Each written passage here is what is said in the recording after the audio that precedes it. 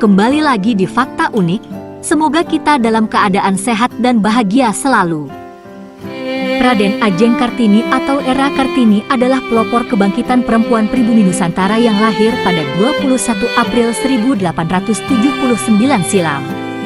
Oleh karena jasa-jasanya selama ini, setiap tanggal 21 April selalu diperingati sebagai Hari Kartini.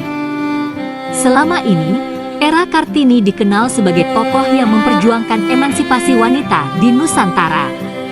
Namun, tidak banyak yang mengetahui beberapa fakta unik yang dimiliki oleh perempuan kelahiran Jepara tersebut. Berikut ini 5 fakta unik Era Kartini yang jarang diketahui. 1. Pandai berbahasa Belanda. Meskipun pada zamannya ia sulit mendapat kesempatan untuk bersekolah, hal itu tidak membuat keinginan belajarnya surut. Kartini mengembangkan kemampuan dengan belajar baca tulis bersama teman-teman perempuannya.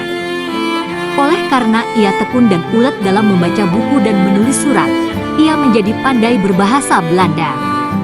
Ini dibuktikan dengan surat-surat Era Kartini yang dikirim untuk sahabat penanya banyak menggunakan bahasa Belanda.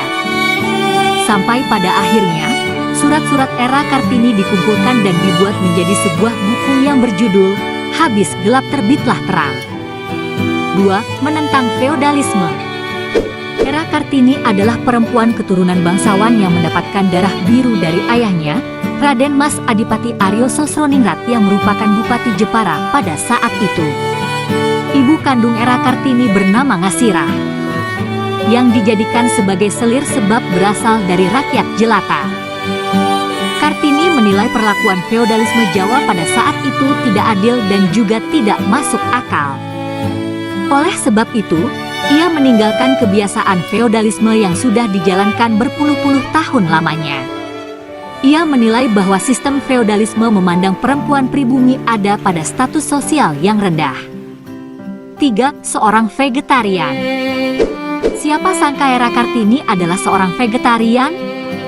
Hal ini dibuktikan dengan surat yang ia kirim kepada sahabatnya, Nyonya R.M. Abendanon Mandiri dan suaminya saat ia berusia 23 tahun.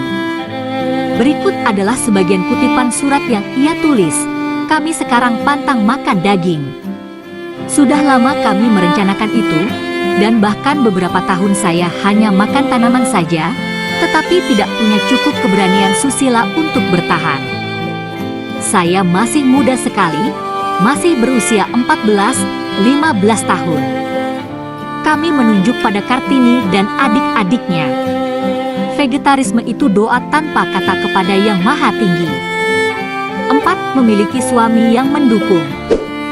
Walau sudah menikah dengan Raden Adipati Joyo Adiningrat, perjuangan Kartini dalam memajukan perempuan pribumi tidak pernah berhenti. Bahkan, suaminya selalu mendukung langkah dan cita-cita Kartini. Atas dukungan suaminya, ia mendirikan Sekolah Kartini pada tahun 1912 di Semarang. Pendirian sekolah wanita tersebut berlanjut di daerah lain, seperti Surabaya, Yogyakarta, Malang, Madiun, hingga Cirebon. 5. Meninggal di usia muda. Sayangnya, perjuangan Era Kartini harus berhenti di usianya yang masih terbilang muda, yakni 25 tahun. Era Kartini meninggal beberapa hari setelah melahirkan karena sakit yang dideritanya. Ia dimakamkan di Desa Bulu, Kecamatan Bulu, Rembang. Kartini meninggal dunia dengan bahagia seperti yang tertulis pada suratnya untuk Nyonya Abendanon. Walaupun saya tidak beruntung sampai ke ujung jalan itu, walaupun saya akan patah di tengah jalan, saya akan mati dengan bahagia.